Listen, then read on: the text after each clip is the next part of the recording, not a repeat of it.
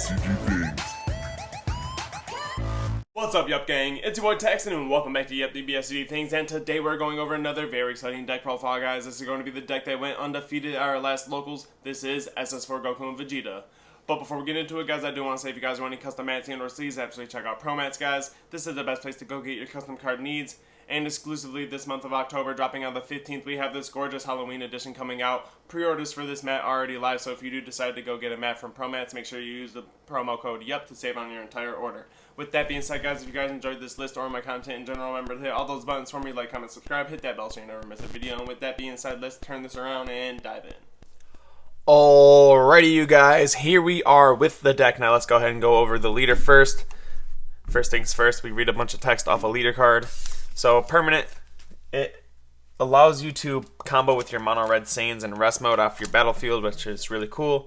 You also get this auto when you use a card in a combo. You get to look at up to the top 3 cards of your deck, add 1 red Saiyan card or 1 red Unison with a specified cost of 2 among them to your hand, and then bottom deck the rest. Your awakening condition is really cool and quick. You're at 4 less life, or if you have a Goku and Vegeta GT card in your Z energy, you get to draw 1, untap 1, rip yourself down to 6, flip over. On the back side of the leader, you retain the same exact permanent. You can combo with your mono red Saiyans in rest mode. You get this new permanent. Your Gogeta GT cards can attack your opponent's battle cards in active mode, and when your Gogeta GT cards attack your opponent's battle cards, your opponent skips their defensive step. So when we get to the big old boss monster, you'll see that your opponent can't activate any skills, and then after they can't activate counters or anything like that, they can't combo either way. So at the end of the day, the card ends up being a board wipe. And then you get this nifty auto that makes it so that that permanent works with the Gogeta. When you activate a Union Fusion, this card gains Gogeta GT for the turn so that it can affect the Gogeta. And then of course you get the auto when this card attacks, draw 1 card and then play up to 1 red Saiyan with an energy cost of 1 from your hand in rest mode. That's going to turn your leader basically into like a +2 because you're going to draw a card, play a 1-drop which brings you back down, but then that card draws a card, brings you back up, and then you combo it off and draw another card. So it's pretty good. Does a lot of recycling. It's pretty good. Pretty good. We'll move on. First things first, and kind of what keeps this deck ticking right now. Gogeta Unison. Everyone's talking about this card. Everyone's thinking it needs to be a hit, whatever it is. This card has an auto on play. You tap 2, play it, comes out with 2 markers. When it gets played, you get to do basically what your leader does, except for you get to grab anything you want. No color restriction, no cost restriction, no card restriction. It's to literally just one red card. Well, yeah, there is a color restriction. My apologies. But yeah, you look at up to the top 3, grab 1 red card, bottom deck the rest. You have a +2, play 1 red battle card with an energy cost of 1 from your hand in rest mode. That's fine. Our leader combos them off anyways. That basically turns into a draw 2. And then you get the awesome -4, which is +15k and double strike for the battle, and it's also activated at activate battle timing, which is really cool. Allows you to bait a lot of negates with your Unison and also protect your life a lot with your Unison because your opponent's not going to want you to get to that -4. So that is a Unison. We play Unison, so we play 3 Yamcha Merciless Barrage. Right now in the meta, this card feels absolutely useless. Everything right now has barrier or deflect, and this card doesn't touch neither of them. So half the time when I'm playing this card, it's literally to do absolutely nothing. It's literally just to play a 15k body. It's a free play 15k body, so you can't be mad at that. But a lot of the times when I do use this, it's to hit token negates, which feels pretty good. Next up, we have 2 Violent Rays.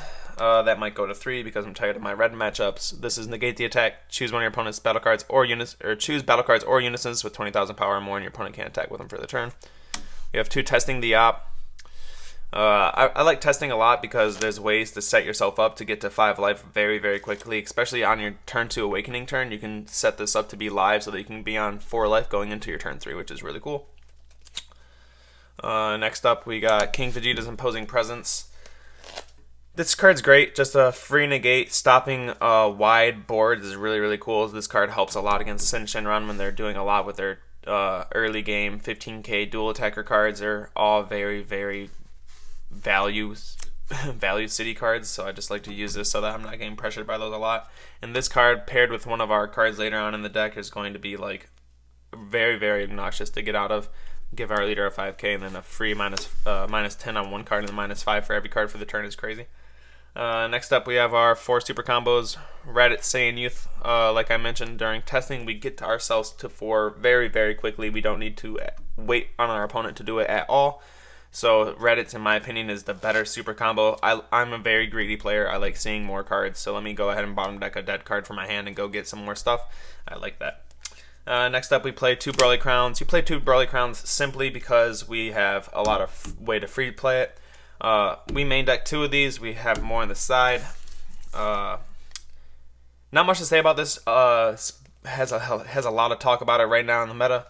A lot of people are saying it needs to be dealt with, but yeah, this card's been around for forever, and just now is a problem for people. So I don't know. We got 2 Vegeta Resolve Renewed. This card's also falling off a little bit as well, just because yellow's falling out of the meta. This card doesn't hit Topo, so in your red matchups, this card feels absolutely useless. But against things like yellow and green, and also Gamma, if Gamma is playing their Floodgate, this hits that as well. But basically, you're just going to use that on Floodgates. You can also use this on testing the Yuhp clones as well.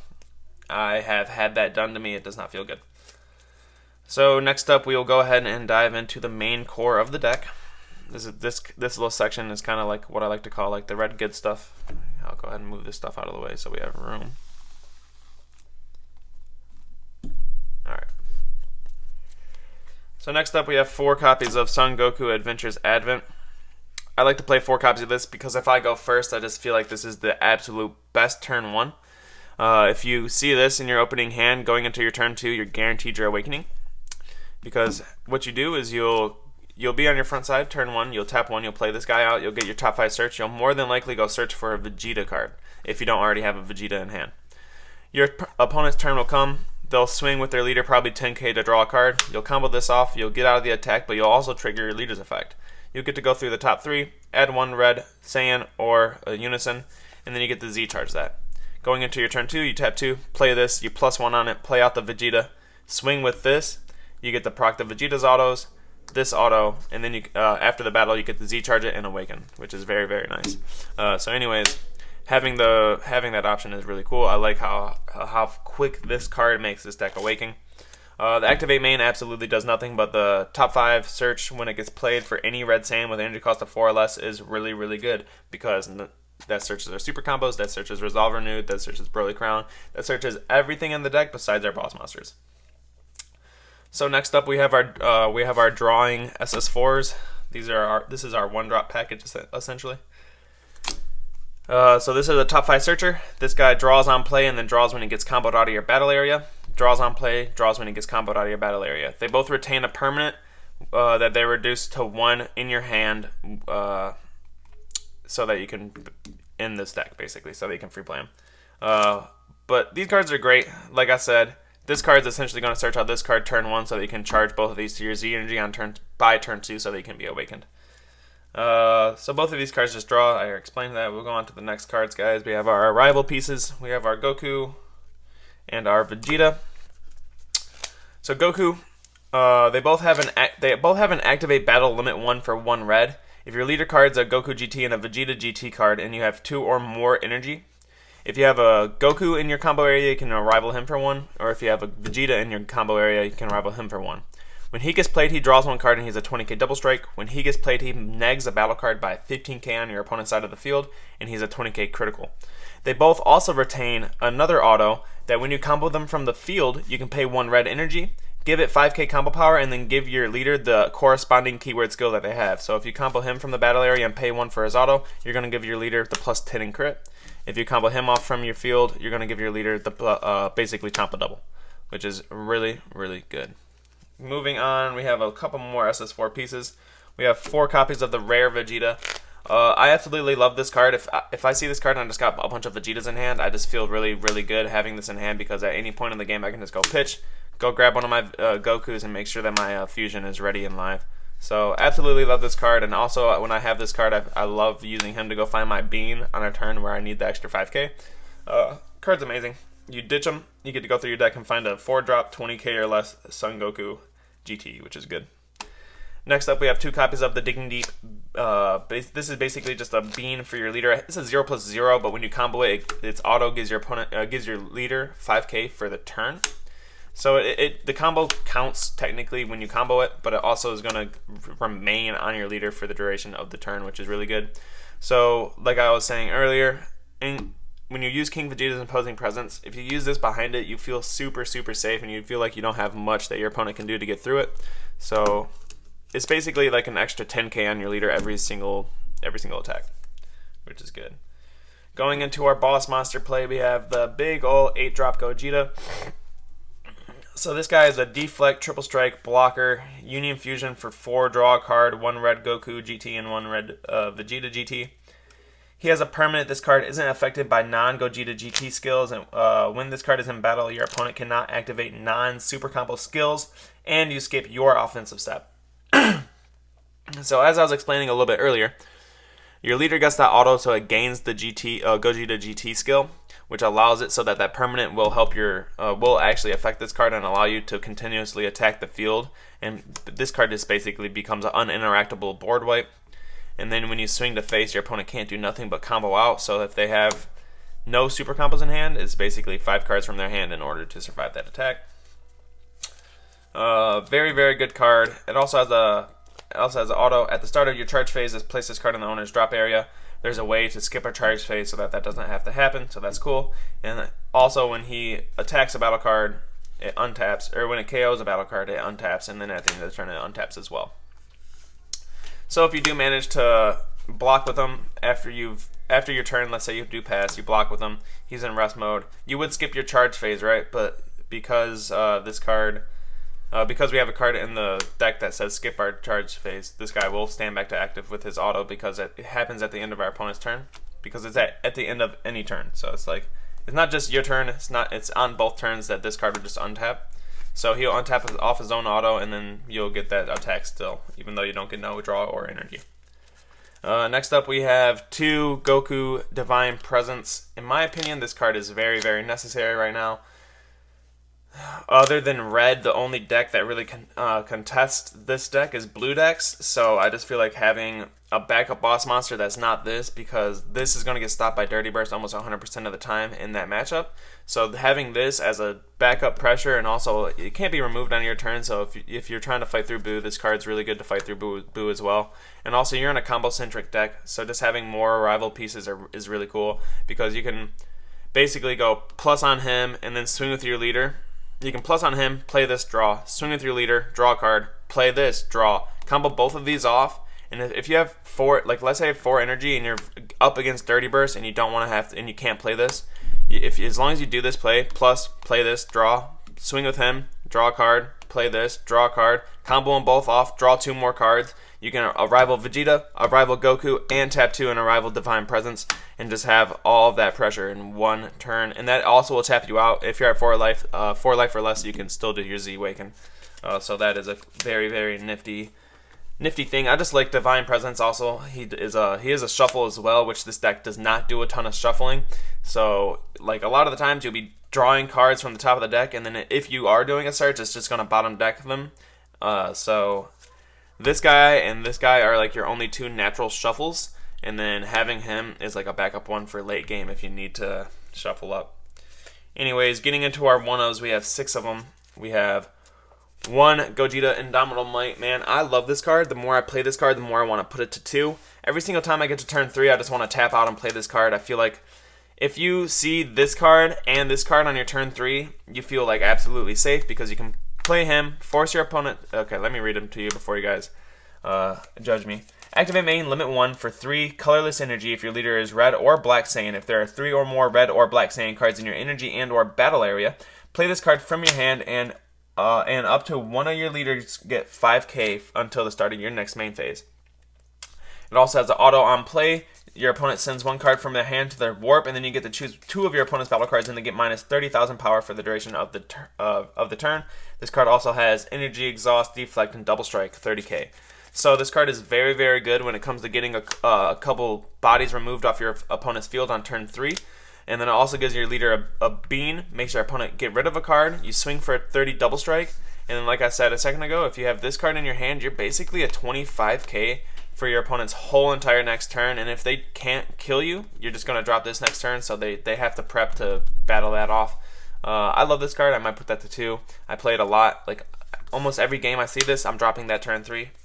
I like the card. It does a lot. It really does do a lot. It does everything that you could ask it to do. It's a big 30k double strike. It has protection. It comes out for relatively cheap. It has removal. It has hand destruction, and it has bean. It has something that every color wants. It has hand destruction. That's a green color. It has negging power. That's a red color. It has the bean ability. That's a blue color. Like it's a 30k double strike. That like to me this card is just amazing. It does everything in the book. Next up, 1 Kaioken, concentrated destruction, guys. Yellow is a thing. If you're not maining 2 copies of this or putting a bunch in your sideboard, I main 1. I make sure I always have 1 on the side or in my main and then 1 in the side because Lord Slug absolutely annihilates this deck and you have 0 barrier removal. So you absolutely need this card to be able to stop Slug. So make sure you guys have that in your deck. Whether it's in your side or main, I don't care. Just make sure you have it.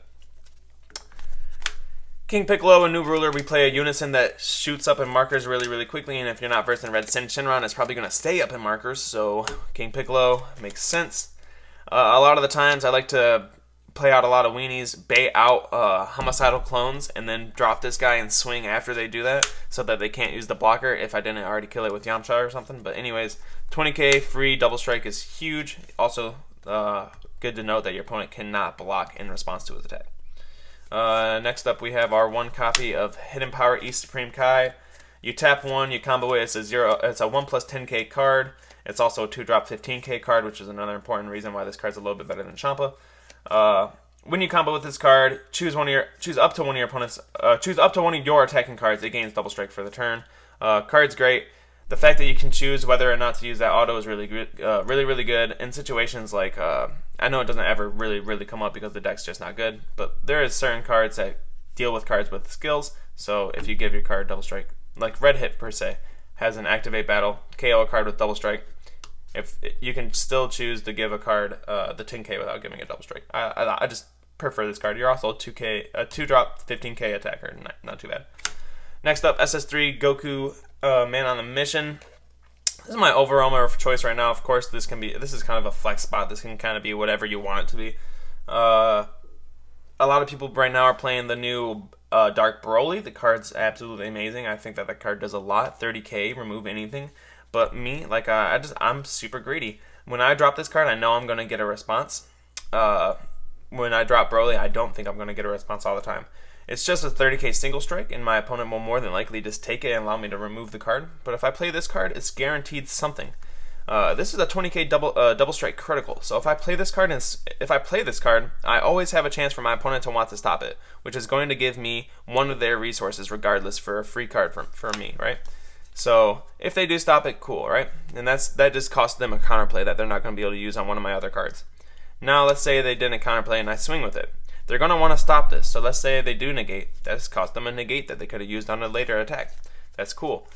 Another thing to note is if they don't have a negate and they want to combo out of this, that's normally going to take 3 to either 1 super combo or 3 5Ks, which is really huge, especially in a deck that's more than likely going to combo a bunch. So this card, if played correctly, is normally going to be a 30k if you have all your correct pieces.